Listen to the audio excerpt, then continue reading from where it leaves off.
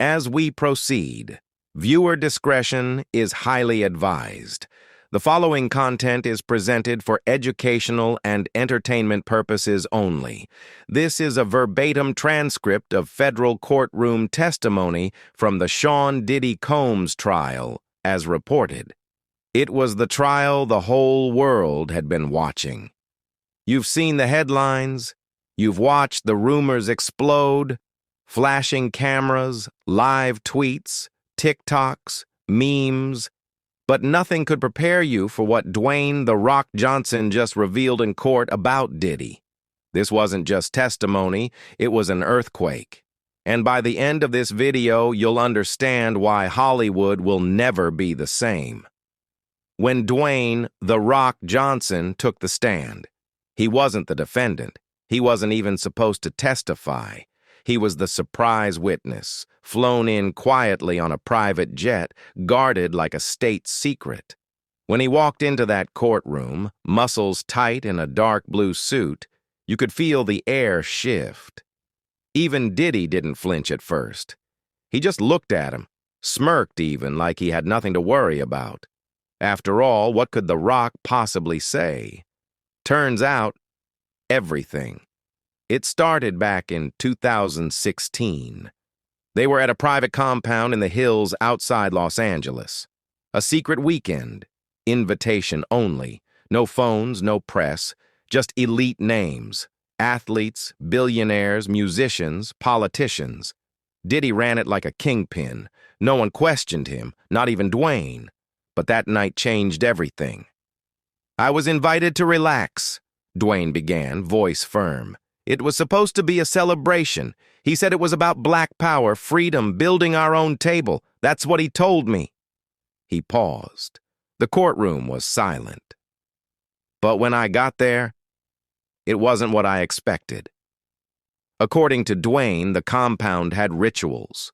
Not religious, not cultural, but psychological. You had to prove loyalty, he said. And if you didn't, things got uncomfortable. He described a room, cold, windowless, lit only by purple neon lights. There were trays of food, and something that looked like a brain. Diddy had smiled. I remember him saying, "What strength if you won't eat what I eat?" The jury looked horrified. "It wasn't about the food," Dwayne clarified. "It was about obedience." Over the next few hours, The Rock peeled back years of silence.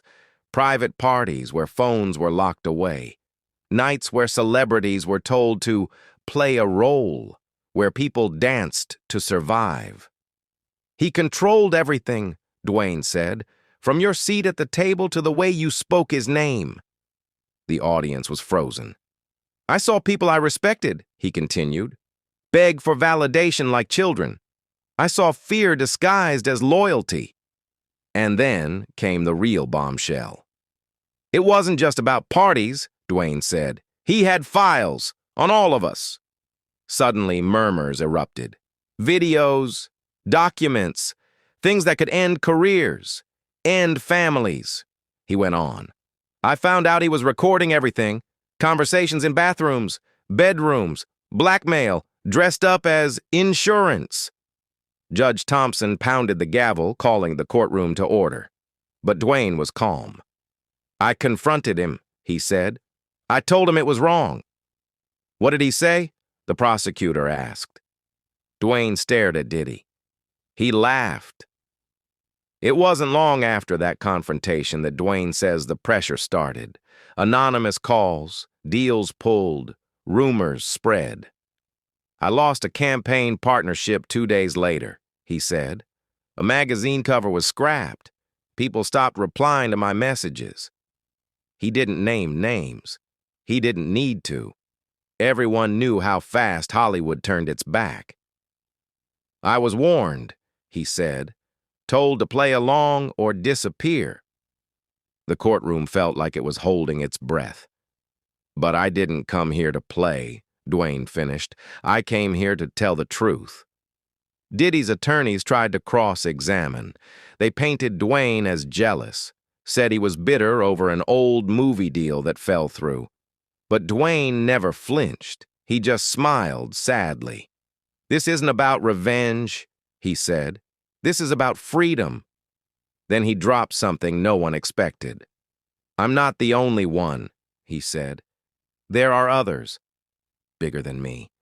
And if I'm here today, it's to say, your silence doesn't protect you. It only strengthens him." He turned toward the gallery. "Speak, before he tells your story for you." Outside the courthouse, chaos. Fans, bloggers, networks. Everyone wanted to know, was it true? Backroom deals? Secret footage? Celebs forced into silence? Diddy's team called it slander, but his expression inside the courtroom said otherwise. It wasn't shock. It was calculation. Like a man doing the math in real time, trying to figure out how much he'd lose, and who else might start talking next. The trial continued, but Dwayne Johnson's testimony went viral within hours. TikTok was flooded with clips. "He made me eat it." "Diddy had files?"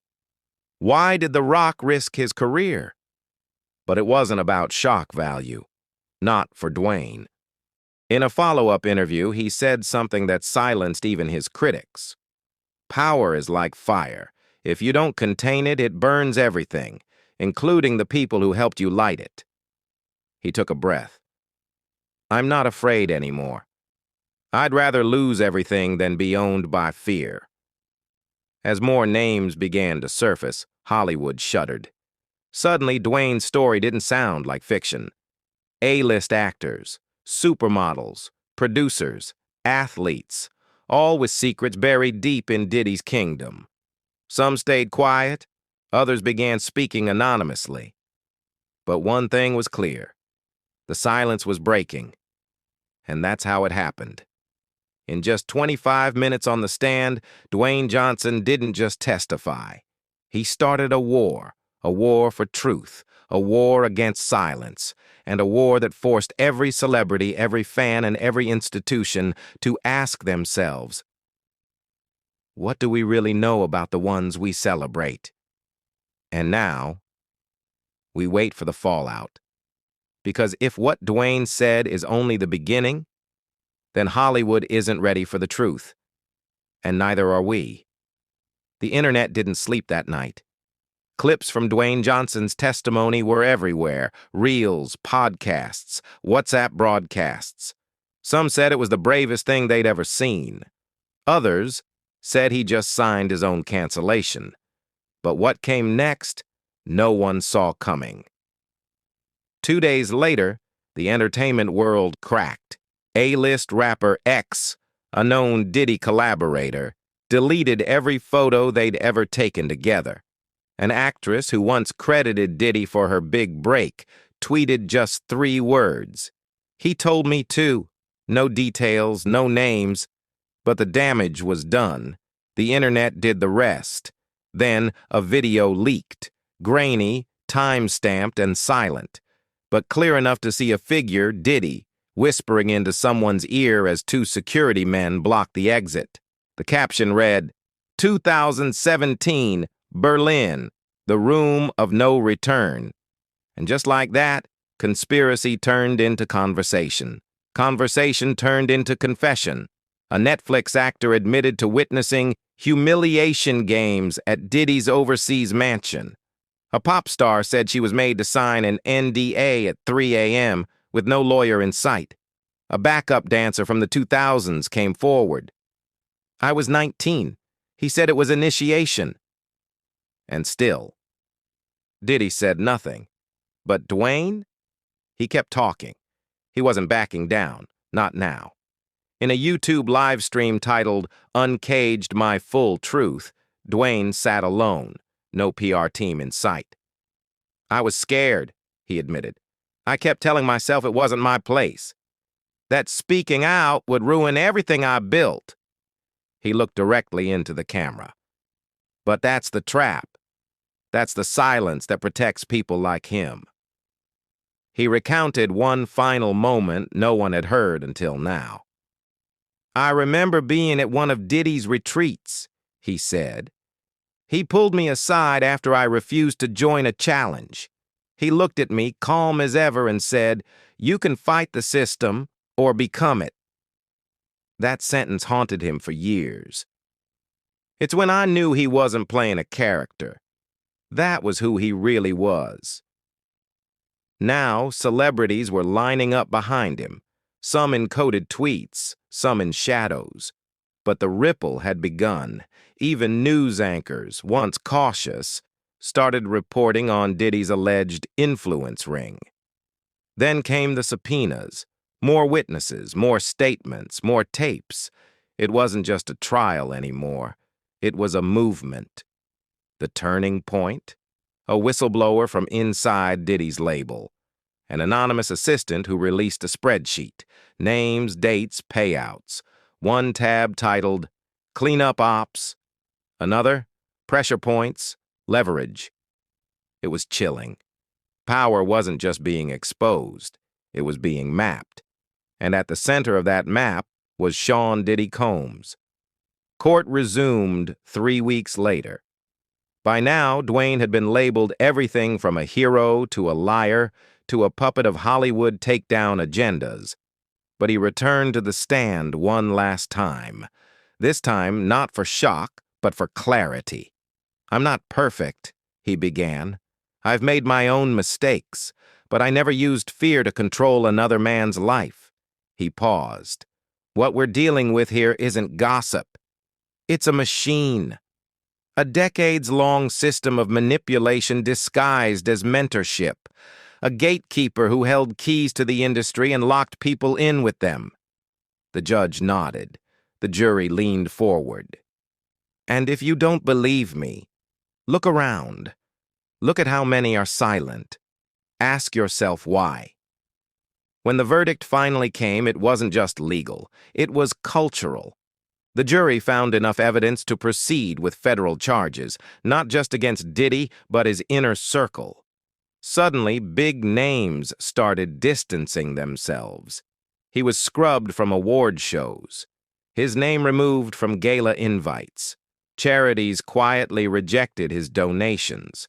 But the streets? They were divided. Some said it was a witch hunt. Others said it was justice delayed. But everyone agreed. The myth was broken. In the weeks that followed, Dwayne Johnson released a foundation, Project Freedom Light, dedicated to protecting artists from coercion and blackmail. His first speech at the launch?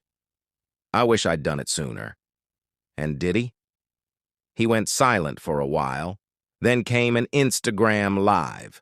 No tears, no apologies, just him sitting in a silk robe sipping champagne.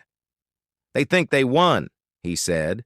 "But the real kings don't beg for thrones. They build empires." He ended with a cryptic line. "If I fall, 20 more will rise in my place." The screen went black. Final thoughts. So what did Dwayne really say in court? The truth? A warning? A rebellion? Maybe all of the above. But what's clear is he shattered the illusion. He proved that even the loudest giants can be haunted by what they kept quiet. And in doing so, he gave others the courage to speak. Because sometimes, the most unexpected thing a man can say is simply, "Enough." The question now is, what happens next? Will more witnesses come forward? Will the feds dig deeper? Or will this case vanish into the shadows of Hollywood power? Do subscribe, turn on notifications, stay vigilant on this channel.